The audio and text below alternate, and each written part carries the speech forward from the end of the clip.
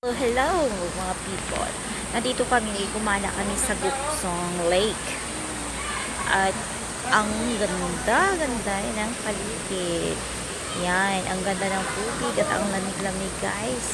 Marami pang mas maliliit na isda sa ilalim. Ayan, nag-i-enjoy si Lolo Ariel.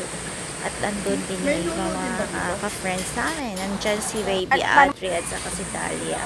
Yan, ang galing. Nag-i-enjoy sila sa pagpapaligo dun sa may maliit na para kayong si mga batis. Gabi Concepcion. Kasi libre na kasi dito yung pagpasok mo. Wala kang babayaran. Ang machucholis na mga buto. Kaso lang bawal yung magluto ka ng gamit yung apoy. Yan.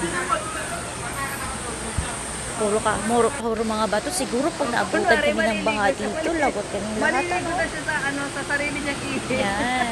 Yan, nag-i-enjoy sila. Yung mga badyaw ng Pilipinas na punta dito sa Korea. Tingnan mo guys. Tingnan mo sila. Yan, ang daming tao sa taas. Punong-puno.